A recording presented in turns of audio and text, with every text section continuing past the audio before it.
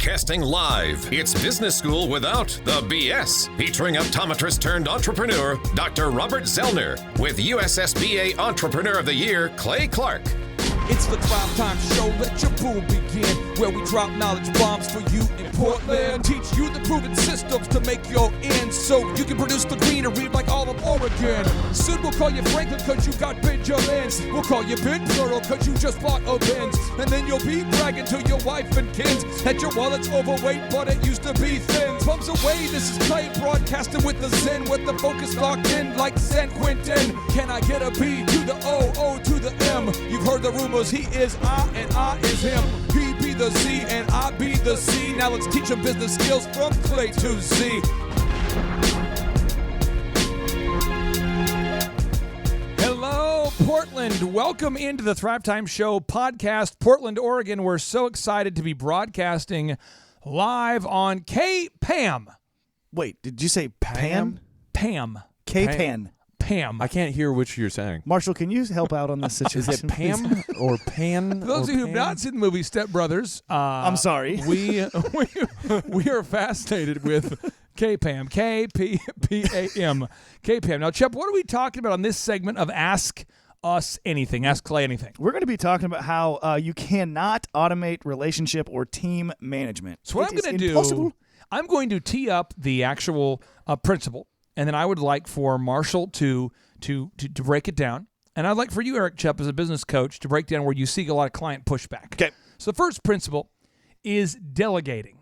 Jack Welch has described delegating as good business leaders create the vision or the action item. They articulate the vision, passionately own the vision, the action item, and relentlessly drive it to completion. They follow up till it's complete. Jack Welch, the number one CEO of all time, arguably, who grew the company by 4,000% during his tenure. A lot of smoke coming in the man cave. Smoky. Or Ben Horowitz.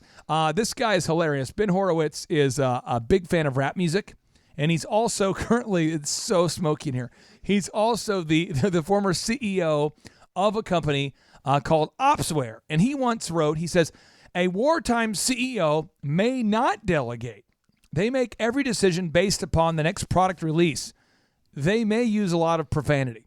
So what's interesting is delegating means giving somebody else the action item to do and following up however you do it to make sure it gets done. Marshall, it's not just giving people action items. It's actually following up to make sure it gets done. That's what delegation is. That's right. So here's how to delegate effectively, okay?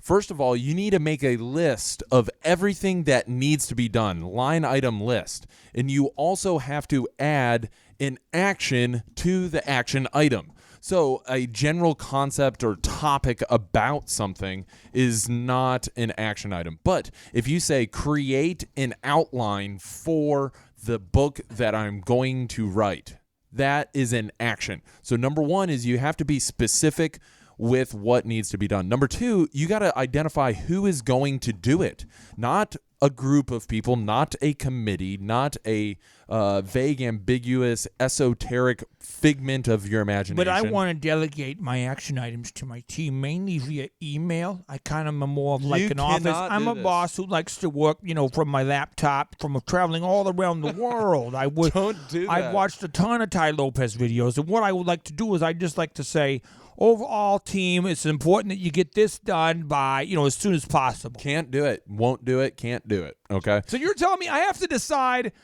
what action item needs to be done, what action item. Number one. Two, when it needs to be done. Well, number two is who needs to do it. And number three is when it needs to be done. This is how you effectively create an action item for somebody to do. And to your point, once you have assigned it to somebody, once you have said, okay, hey, Billy, you need to create this outline for the next book, okay?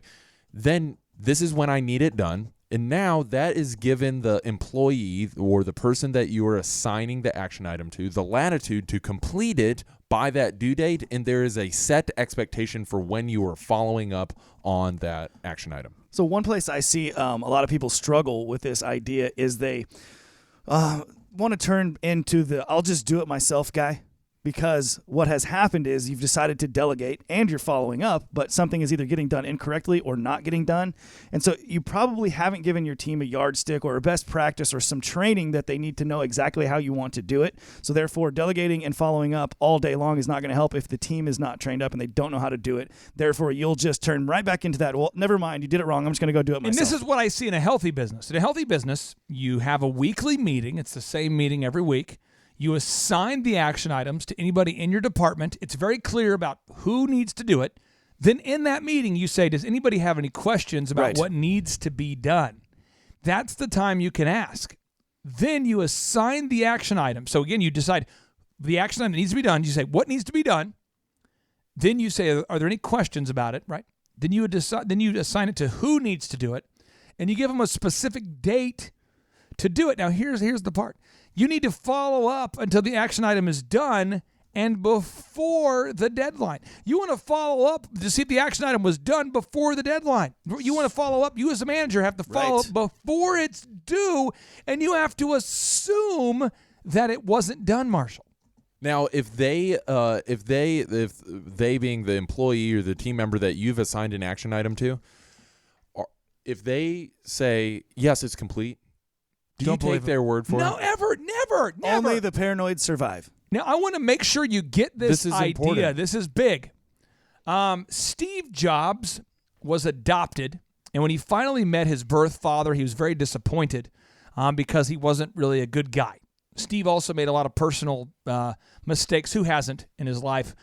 Towards the end of his life, I think he became a very much different person. But he went through some things as he grew Apple, and he got screwed a lot from people who said they were going to do things and they didn't do them. Right. Andy Grove, the former CEO of Intel, one of the founders of Intel, he says only the paranoid survive. If you think about Jesus Christ, he had 12 apostles. Of those 12 apostles, he had multiple apostles. I mean, Peter, correct me if I'm wrong, denied that he knew Christ. As was prophesied, he denied that he knew him, right? Judas gave over Christ. He told the Romans his whereabouts in exchange for some money. So if you think about this, I mean, Jesus Christ was betrayed by his own apostles.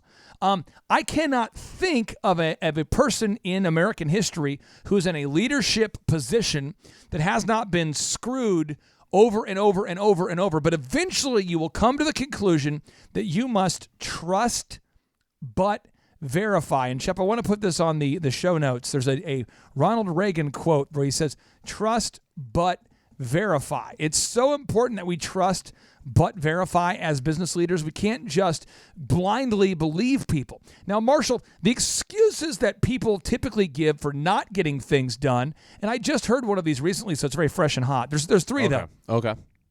I did not have time. Okay. 2, there was a miscommunication. Miscommunication. I did not understand. Yet we had a meeting where we went over what was supposed to be done. Oh, what I thought you meant was... And then the third is the emotional justifications. So I'm going to go ahead and give you some recent justifications I have received. And I'd like for you to explain to me how an effective manager... I mean, let's role play, and you deal with it like an effective manager would, okay? Here we go. Yes, I knew it was supposed to be done tomorrow, and I know you've fallen up today, but there was no way I'm going to be able to get it done because the internet was slow. The internet was slow, and I was saying to myself, the internet is slow, and I just couldn't do it. I feel overwhelmed. You give me too much work to do.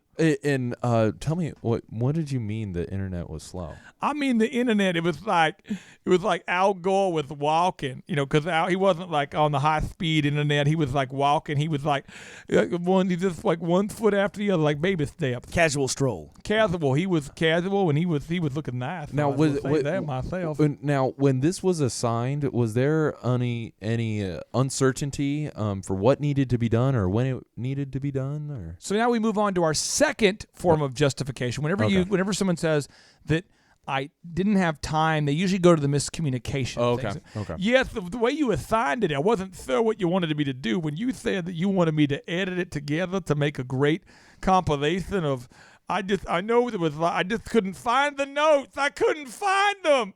Now, you don't understand. Now, I lost an animal in my life. Now, did you not have these questions when we first assigned it? And I No, asked, because I didn't feel the overwhelmingness. You have no idea what it's like to be me every day, having things to do and no one. You don't even come around and say hi to me. Now, are you feeling like maybe this is too much responsibility that we're putting on you? I was listening to D'Angelo this morning, and there was a song called "Feel Like Making Love," and I don't feel like making love. I feel like I don't know. I just feel like I'm going to kill myself. So I what I'm hearing you say is maybe we can move you into a role where there's less responsibility, maybe less action items for you. I don't know, Martha, but I just say I thought you was a good person. Well, I thank you. I thought you was a nice person, but you is not. You is a terrible person, Martha. Okay. Well, within the office, what we need is the entire team to get these action items done one way or another. And so if I need to assign it to somebody else, I think that's probably going to be for the best, okay, in order to make sure that we get this done. You hate everybody. You hate everybody. You do it. You just hate. Just delegate. What do you do? Do you know what I go through? No, you don't. It's just not working out. You know what? But that's the crap people do every time. They start with, I didn't have time.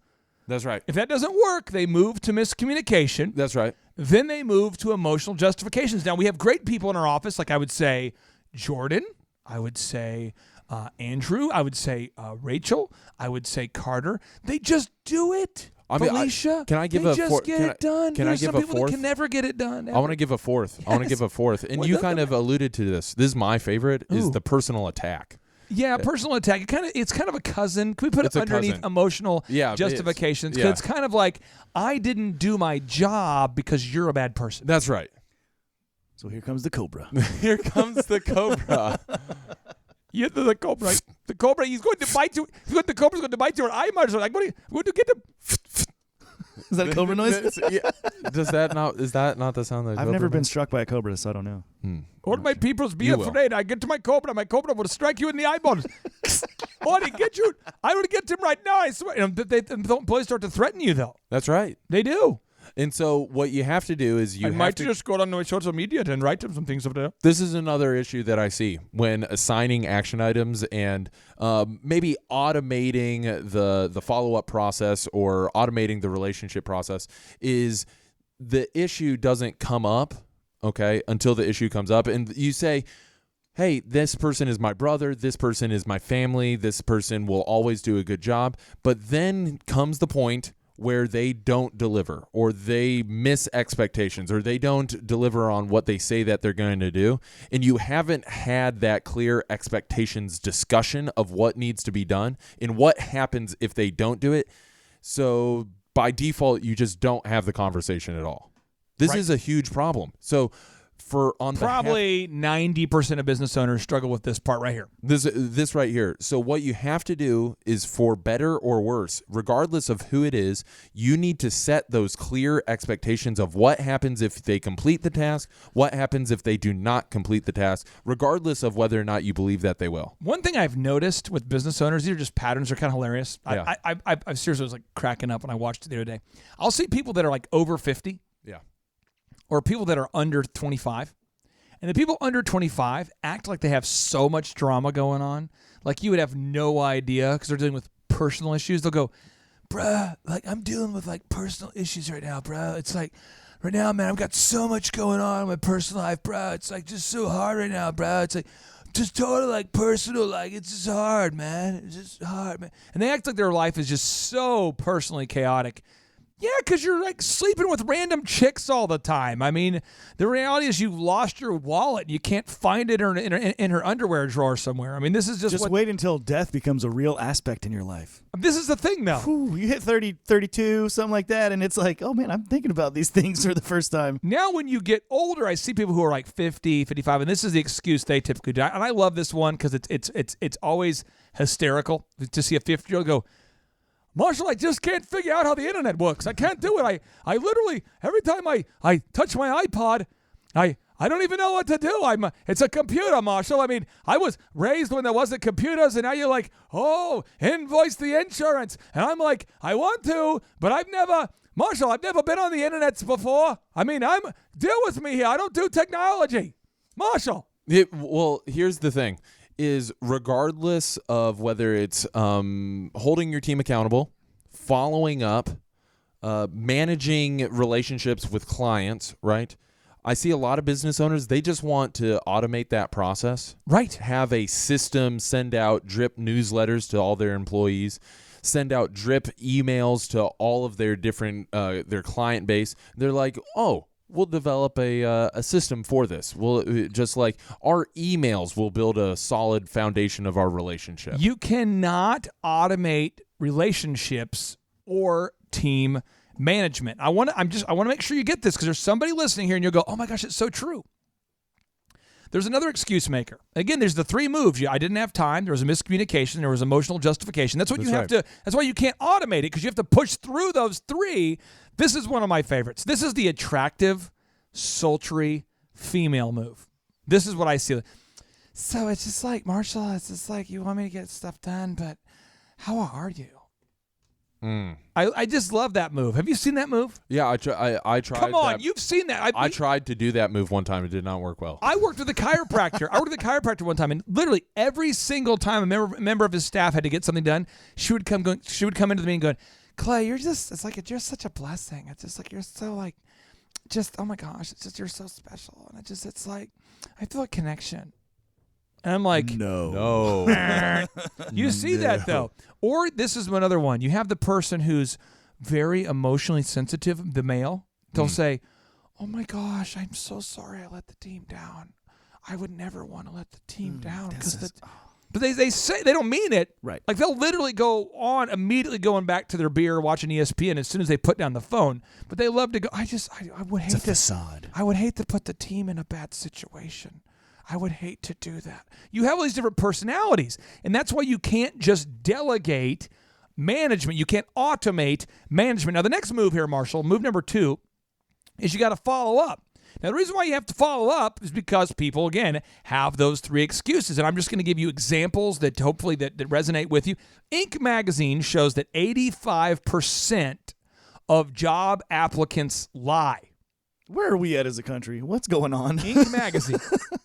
On their resume, 85% of job applicants are lying in writing on their resume. The U.S. Chamber teamed up with CBS News to do a little study, and they estimate that 75% of employees steal from the workplace and that most do so repeatedly. Now, how are you going to follow up and not be robbed blind if you do not follow up in person, or where you're looking at somebody in the eye on a video conference?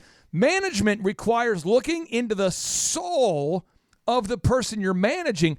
And Chup, how many times have you seen a business coach client that we've worked with being screwed by someone who they think is doing a good job? Not only does that happen, but a lot of times you see it happens to like the second in command, the person that they put the most trust in, and therefore they get a little bit relaxed with this follow-up step right here. They take it for granted and they assume that this person's going to do what they've said they were going to do, or that they're still in the same spot in life and are still making the same choices. And a lot of times things are going crazy in those people's lives, and so you have to follow up. Just saw a fun example here in the last 2 weeks. It's so good. There's a young lady who's working for one of our clients, and she says, just right now I'm going through some stuff, and I want to see if I could just make calls from home. I just want to see if I can make calls from, I can't call from the office because it's just like right now, it's just my babies. And you can barely say the word, my babies. It's like you say baby, but you kind of baby, and you get babies. And I was in the meeting when it happened. I'm serious. This is my babies. I want to be a part of this team, but you guys don't understand what. And so the boss is like, sure, you can make calls from home. I swear to sweet baby Jesus and full-grown Jesus. Both. I mean this person, the videographer's laughing here. I'm just telling you this person didn't call any of the leads the next week. No way. Weird. Right. And I see this happening all the time. So you've got to follow up in person, in their face. You have to do it. Now, the third aspect of why you can't automate management is you have to inspire a team of people. Marshall, John Maxwell writes, you can't move people to action unless you first move them to emotion. The heart comes before the head. Marshall, you can't move the people to action unless you move them with emotion. The heart comes before the head. So what John this Maxwell. means, John Maxwell. Oh, I know that. I love Punjabi music. It's so good. What this means is you have to lead with the vision, the mission of the company first. If the person doesn't buy into why you are building the business or why you need to do something, if they don't share the same faith as you for where the company is headed, then they're never going to actually do what you need them to do. If they don't believe in it, if they don't want to grow the business, if they don't care, if they don't care, then they're not going to do anything in the first place. So let me explain to you what good recruiting looks like. And Shep, if you'll put this example on the show notes, I want to make sure we share this with the listeners. If you recruit good people, it is much like recruiting a really, really well-made vehicle. Okay? That's what it's like. It's like you've recruited a really, really well-made vehicle. Then you, as the owner, supply the fuel that inspires the team. If you hire a bad vehicle, it doesn't matter how much fuel you put in it, it won't go anywhere because the vehicle doesn't work. So you've got to bring in the right vehicles, the right teammates, and then you can inspire them. Now, if you bring the right vehicles to work and you don't inspire them, if you don't fuel them, Marshall, with inspiration, if you don't fuel them with motivation, they're not going to perform because they're being starved. And that cannot be done via an automated ClickFunnels, drip campaign, online video. It can't be done. That's like pouring ethanol into your gas tank. It's just not going to work at all at any point. Marshall, you're not a big ethanol fan? No, just You're not a big fan of burning our food supply to make gas? No, that's not. I'm not a big. Just Okay. put. It's more that he's a corn syrup guy. Yeah, He's on I'm that more. side. I'm more Nice. of a. I mean, Yeah. makes sense. No, it's true. You got to get the right vehicles into your fleet. You got to get the right people you do. into your fleet, and then nice. you have to. Ultimately empower them with the right fuel. So some employees, you're going to need to motivate them with a certain type of fuel, and some people are going to need to be motivated by something else. As an example, if you got yourself a Lamborghini, you would want to use a higher octane fuel. An example is those are performance-made vehicles. They're designed to go very, very fast, and so they require a different fuel than like let's say a Ford F-150. If you get a diesel, that's a different kind of fuel. A diesel. That's right. A good friend of mine the other day, I was pumping gas at Quick Trip, and he pulls up to me, and I recognize him and his vehicle, and it's. I love that sound, by the way. I think I'm gonna. Really? I think my next vehicle will be a diesel. I just Really? love the sound. I love it, dude. I love the sound. And I said, "What's going on, dude?" We're talking a little bit about life, and he has a work truck, and he was just telling me about his new vehicle. It's a massive. I'm not sure. I'm not big into trucks, but it's Ford's new massive one, the diesel one. And it's just. I'm just telling you though, it's a different kind of fuel. There's people in our office, and I'm just going to list out the personality types here, Chuck, and I'd like you to put them on the show notes. There are people in my office that need to hear words of affirmation. That's their fuel. They need to hear that you are doing a good job. Right? That's what it is. All right? There are people in my office that need tough love. I am that person. I don't do well with words of affirmation. I don't really do well with like, hey, dude, you're doing a good job. It's almost awkward for me to receive praise. I'm always like, move on to the next thing. Clay, that hat looks really good on you today. Your body reminds me of my body, but better. Your body is a wonderland. If your body was close to my body, I would touch that body. I am going to touch that body. Okay. So there's different fuel types. So one is affirmation. One will be like tough love. One is somebody just needs to know specifically what to do. They just want linear details. That's how Marshall is. Marshall just wants to know what to do. There's not a whole lot of why do I have to do it. I mean, you want to know that the principle the project we're working on is ethical, but it's not a lot of why. It's just more of just tell me what to do. But some people need to be yelled at. Literally yelled at. There's people that just need to be yelled at. That was how I have always learned, was someone going, what the crap is wrong with you? Stop doing that. And I'm like, you're right.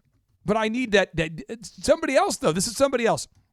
Somebody else in your office needs you to be a life mentor.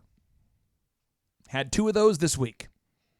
It's where they're making great decisions at work, but outside of work, they're falling off the tracks. They're doing a great job at work, but Marshall, when people do a great job at work, they make money. And money is a magnifier, right? So if you make poor decisions after work, now you can make even bigger poor decisions. And Marshall, does it not eventually impact the work? Yeah. And so people see that or want to believe that there is this whole work life and then this whole personal life, and they never cross over, which is not true. Between the hours of 5 p.m. or 6 p.m. and 8 a.m. or whenever your employees are coming in, they are living their life. And what they deal with during that time period, they are not at work. They are bringing emotionally back into the business. I'm going to give an example. Andrew, our videographer, who's filming today's show that you can get at thrivetimeshow.com. If you're a subscriber to the video, you can check it out there. Andrew came to me one time and he's like, hey, and I'm just paraphrasing, but it's, hey, do you think that I should invest with this specific person on a real estate deal? And you remember that, but I was like, no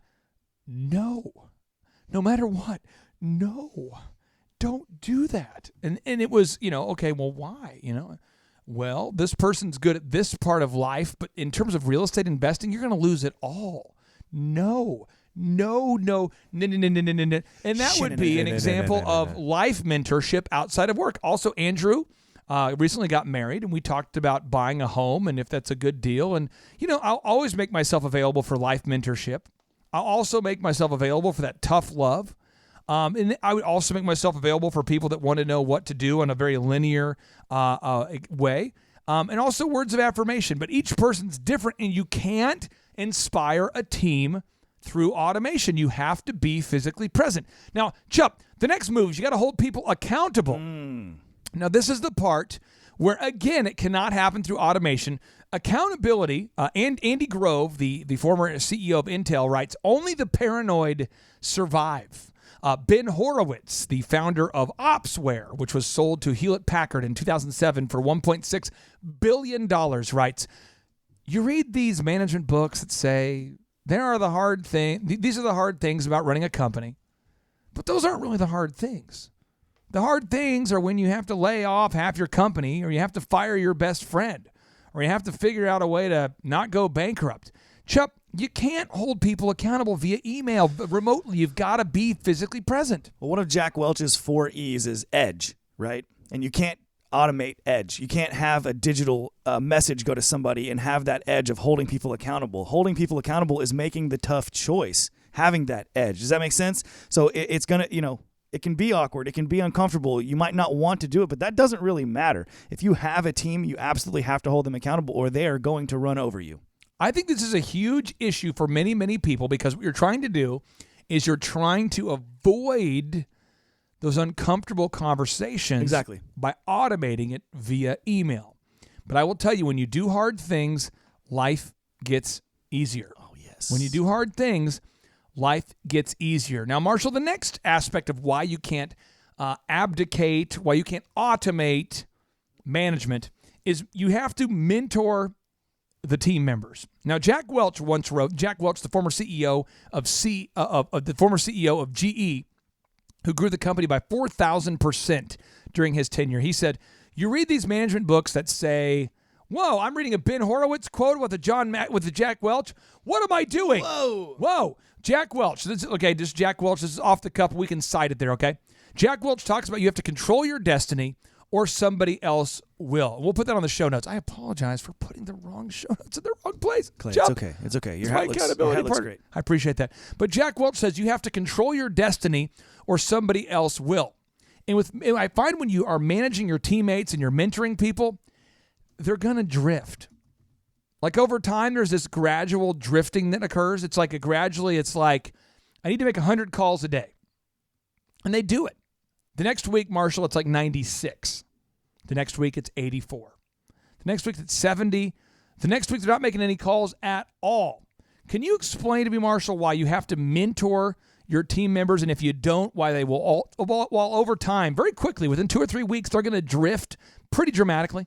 Well, you have to manage them and you have to mentor them, because when you are improving them, when you are engaging with them, if you are helping them get to the next level in their career or in their skill set, they're going to be more engaged.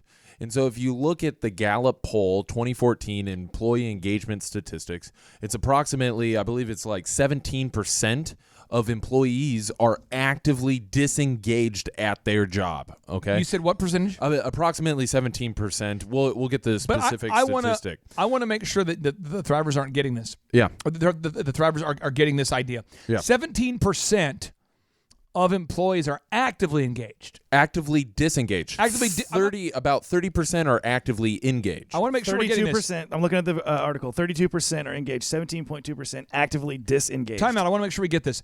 Actively disengaged means what? Means they are coming to work every single day looking for things other than their job to be doing. So again, they're actually upset. Yes. And if you look up the research and you get into the data, they're actually trying to sabotage your company. That's right. Trying to spend their whole day getting lunch. That's right. Trying to seem busy by sabotaging the business. They're doing all of these things. Now, what percentage, Chup, are just, not engaged? 50.8%. So 50% they don't even care. Yeah, they're just kind of... But 17%, you said, are actively disengaged. Which means they're trying to harm the company. I want to make sure you get this. 50% don't give a crap. That's right. 17% are trying to harm the company. That's right. And that's what the data shows. And so you have to engage your employees. You do this by mentoring them, helping them get to whatever their goals are, helping them improve in their career within your company, helping them get to the next stage of their life, whatever that may be, whether it's buying a house, getting married, exploring different skills that they didn't know, helping them explore different interests, putting them in a position to succeed, helping them with the growth mindset.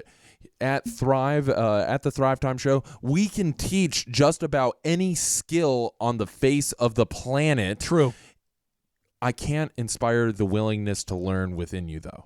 So you must have that, okay? And so if the employee has a hunger to learn, you can win with that, but you must take the time out to mentor them along the way. Now, Chup, I see a lot of entrepreneurs out there that say, I'm too busy to mentor my team, and they wonder why people aren't going to stick around. Well, and you're going to be even busier because you're not going to have a team. Ooh. So as you're growing, that's the doom loop, right? Now, you don't have to mentor 24/7, though. I want to make sure you get this right. You have to schedule daily time to do it, and then you get the other 7 hours back. Right, in which we do that, right? Every day, 6 a.m. Every day, 6 a.m. All of the coaches, people aspiring to be coaches, are all in a meeting, and we all get this mentorship, so we all know the path that we're walking down. Move number 6, the reason why you can't automate management, the final reason why you cannot automate relationships or management, and this is the one that I struggle with the most. I think if you're honest, if you're listening to today's show, one of these you're struggling with. I mean, you're maybe struggling with mentoring your team. Maybe you struggle with holding people accountable. Maybe it's more than one. Maybe you struggle with inspiring a team. You struggle with following up. Maybe you struggle with just assigning things properly. You just give people vague action items. The one that I have to work at the most is celebrating success. Because when we built Thrivetime Show, my goal was to mentor millions. And it is still my goal.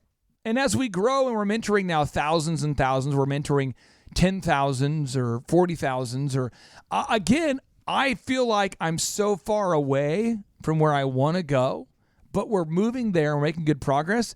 Or elephant in the room as we begin to franchise. I feel like we have 3 very successful stores. That's awesome. But I feel like we're so far away that I'm not the kind of guy that wants to celebrate before we get there. Right.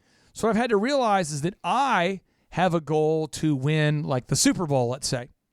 But every time we score a touchdown en route to winning the Super Bowl, that's when we need to celebrate. End zone dance, baby. Every time we get into the end zone, there's 7. If you have a team that wins the Super Bowl, you'll probably win 13 or 14 games during the regular season of a National Football League season, and you'll probably score 5 to 6 touchdowns a game. And you need to celebrate every time you score. Right.